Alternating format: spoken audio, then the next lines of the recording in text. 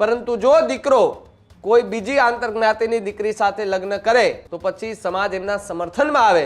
ન્યાયનો જે પરિભાષા હોય ન્યાયાલયની એ ખરી ઉતરી છે અને અમને ન્યાય મળ્યો છે। શું કિંજલ દવે એક જાણીતી અને લોકપ્રિય સિંગર હોવાના કારણે જ તેના પરિવારનો તેના માતા પિતાનો બહિષ્કાર કરવામાં આવ્યો છે? ત્યારે કિંજલ દવે સગાઈ કરી તો પરિવારનો સમાજે બહિષ્કાર કરી દીધો હતો।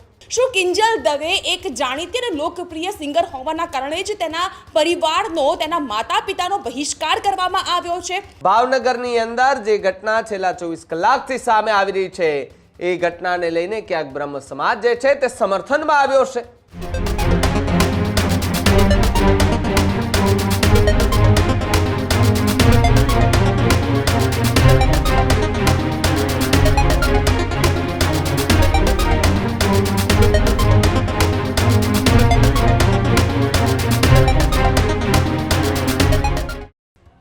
નમસ્કાર, આપ જોઈ રહ્યા છો ન્યૂઝરૂમ ગુજરાત અને આપની સાથે હું છું ભાવિક। મહત્વપૂર્ણ સમાચારોમાં આગળ વાત કરીએ તો બ્રહ્મ સમાજનું બેધારી વલણ જે છે તે અત્યારે જોવા મળી રહ્યું છે। વાત કરવામાં આવે તો દીકરા અને દીકરી માટે સમાજમાં અલગ અલગ નિયમો હોય તે પ્રકારનું અત્યારે દેખાઈ રહ્યું છે। ત્યારે કિંજલ દવે સગાઈ કરી તો પરિવારનો સમાજે બહિષ્કાર કરી દીધો હતો। ત્યારે ભાવનગરમાં દીકરીએ પ્રેમ લગ્ન કર્યા તો સમાજ જે છે તે સમર્થનમાં આવ્યો। દીકરી જે છે એમણે એ પ્રેમ લગ્ન કર્યા તો સમાજ સમર્થનમાં આવ્યો કે જ્યાં કિંજલ દવેનો વિરોધ કરનારાઓ મૌન ધારણ કરી અને સવાલો ઉભા કરી રહ્યા છે તો સાથે જ બ્રહ્મ સમાજમાં દીકરા અને દીકરી માટે અલગ અલગ નિયમો કેમ તેને લઈને સવાલો ઉભા થઈ રહ્યા છે। કિંજલ દવે ખ્યાતનામ સિંગર છે એટલા માટે પરિવારનો બહિષ્કાર કરાયો કે પછી કિંજલ દવેના વિરોધમાં ઉતરી સમાજના આગેવાન બનવું હતું? દીકરી સમાજમાંથી બહાર જાય તો સમાજમાંથી બહિષ્કાર કરવામાં આવે આ વાત કેટલી યોગ્ય એ પણ એક સવાલ ઊભો થઈ રહ્યો છે। ત્યારે શું કિંજલ દવેના પરિવારનો બહિષ્કાર માત્ર ને માત્ર એક સ્ટન્ટ હતો કે કેમ એ પણ એક સવાલ જે છે તે ઊભો થઈ રહ્યો છે। ત્યારે કિંજલ દવે સગાઈ કરી તો પરિવારનો બહિષ્કાર કરી દેવામાં આવ્યો તો બીજી તરફ ભાવનગરની અંદર જે ઘટના છેલ્લા 24 કલાકથી સામે આવી રહી છે એ ઘટનાને લઈને ક્યાંક બ્રહ્મ સમાજ જે છે તે સમર્થનમાં આવ્યો છે। જો દીકરી ક્યાંય બીજે લગ્ન કરે અથવા તો બીજે સગાઈ કરે તેમના પરિવાર સાથે એ કયા પ્રકારની વર્તન થાય એમના પરિવારને બહિષ્કાર કરી દેવામાં આવે। પરંતુ જો દીકરો કોઈ બીજી આંતરજ્ઞાતિની દીકરી સાથે લગ્ન કરે અને કોઈ જાતનો વિવાદ થાય તો પછી સમાજ એમના સમર્થનમાં આવે તો આ બેધારી નીતિ કેમ? આ સવાલ જે છે તે અહીંયા ભાવનગરથી ફરી એકવાર ઊભો થયો છે અને કિંજલ દવે કે જેમને એ વિરોધ થયો હતો એમનો સમાજના આગેવાનોએ વિરોધ કર્યો હતો તેની સામે પણ અત્યારે સવાલો જે છે તે ઊભા થઈ રહ્યા છે અને આખી આ ઘટનાને લઈને કિંજલ દવેના જો સવાલ કરવામાં આવે તો હવે બ્રહ્મ સમાજના આગેવાનો મૌન ધારણ કરીને બેઠા છે। ત્યારે સમાજનું આગેવાન બનવું હતું કે કેમ એ ઘટનામાં દીકરી સમાજમાંથી બહાર જાય તો સમાજમાંથી બહિષ્કાર કરવામાં આવે આ વાત એ કેટલી યોગ્ય એ પણ સૌથી મોટો સવાલ જે છે તે ઊભો થઈ રહ્યો હતો। ત્યારે ભાવનગરથી એ પ્રતિક્રિયા પણ સાંભળો કે જેની અંદર ભાવનગરમાં જે ઘટના બની છેલ્લા 24 કલાકથી જે ચર્ચાઓ થતી હતી એની વચ્ચે શું પ્રતિક્રિયા આવી અને આજે જે ઘટના હતી એમાં આમ તો ન્યાયનો જે પરિભાષા હોય ન્યાયાલયની એ ખરી ઉતરી છે અને અમને ન્યાય મળ્યો છે। પૂર્ણ રીતે કોર્ટથી અમને સંતોષકારક કાર્ય અમારું થયું છે। આ તકે આ પ્રેસ મીડિયાએ પણ જે ખૂબ અમને સહયોગ આપ્યો તો તમારો બધાનો દિલથી આભાર વ્યક્ત કરું છું। અને ખાસ અમારી બ્રાહ્મણ બેન આમ તો અમારી બેન ગણીએ દીકરી ગણીએ એવી દર્શનાબેને જે મહેનત કરી છે એનો પણ હું હૃદયપૂર્વક આભાર વ્યક્ત કરું છું। સાથે સાથે ભાવનગર બ્રહ્મ સમાજના ચેતનભાઈ, વિજયભાઈ વગેરે જે લોકોએ સહયોગ આપ્યો અમારા દર્શનભાઈ જાની બધાનો દિલથી આભાર વ્યક્ત કરું છું, અશોકભાઈ વગેરે। તો જે રીતે સમાજના આગેવાનોનો આભાર વ્યક્ત કરતા આગેવાનો જે છે તે દેખાયા હતા ને જીત થઈ હોય તે પ્રકારની વાત કરી રહ્યા છે। આજ મુદ્દે વાત કરવા માટે જાગૃતિ મારી સાથે જોડાયા છે। જાગૃતિ, જે રીતે બ્રહ્મ સમાજ એ કેટલા લાંબા સમયથી ચર્ચામાં છે કારણ કે કિંજલ દવે આંતરજ્ઞાતિમાં સગાઈ કર્યા બાદ એમના વિડીયો સામે આવે ત્યારબાદ સમાજ એ પરિવાર અને કિંજલ દવેનો બહિષ્કાર કરી દઈને કહે છે કે એમણે આંતરજ્ઞાતિમાં સગાઈ કરી છે। પરંતુ ભાવનગરની ઘટના જોતા જે સમાજના આગેવાનો કિંજલ દવેનો વિરોધ કરી રહ્યા હતા તો હવે ક્યાંક ને ક્યાંક એ ઘટનાની અંદર સમર્થનમાં ઉતરી આવ્યા છે। બેધારી નીતિ કેમ વાપરી રહ્યા છે તે પ્રકારના સવાલો સોશિયલ મીડિયા પર ઊભા થયા છે। એક ચોક્કસ આ વાત સાચી છે, કારણ કે આ જે સમગ્ર બે અલગ અલગ કિસ્સા સામે આવ્યા છે અને આ બંને કિસ્સામાં બેધારી ભર્યું આપણને વલણ પણ જોવા મળી રહ્યું છે. જ્યારે એક જ પરિવારમાં દીકરા અને દીકરીનો ઉછેર થતો હોય છે ત્યારે બેટા બેટી એક સમાન અને એ જ નીતિ ઉપર એ બંનેને સરખા સંસ્કાર સરખો ઉછેર કરવામાં આવતો હોય છે.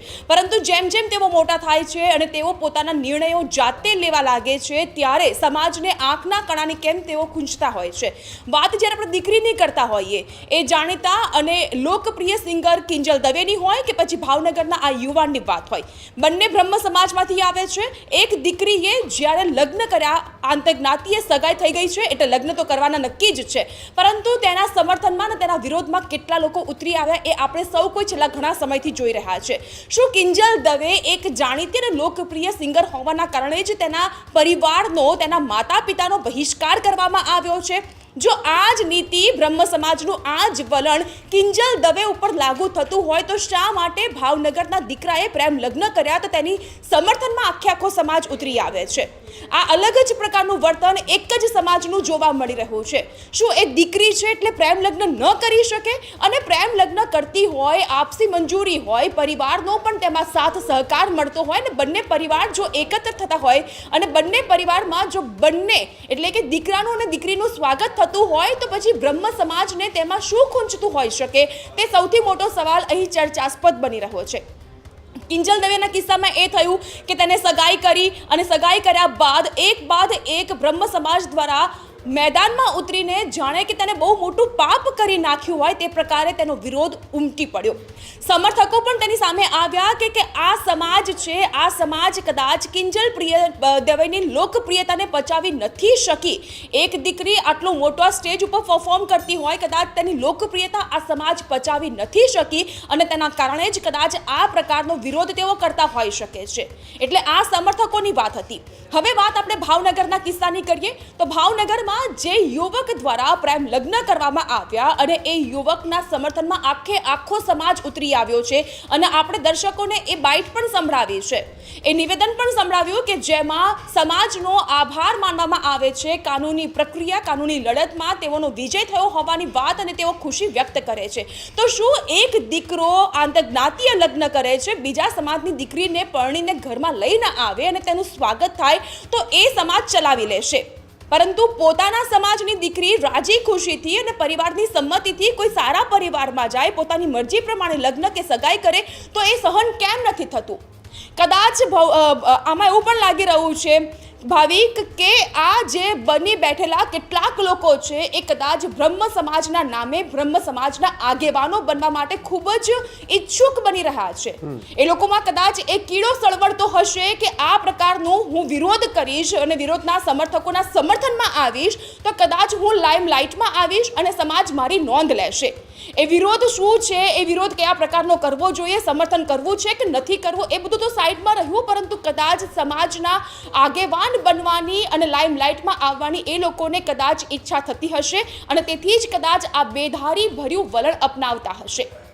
સવાલ હજુ ત્યાંનો ત્યાં જ છે કે કિંજલ દવેની સગાઈ બાદ તેનો વિરોધ શા માટે અને અહીં ભાવનગરમાં દીકરાએ પ્રેમ લગ્ન કર્યા તો તેનું સમર્થન શા માટે?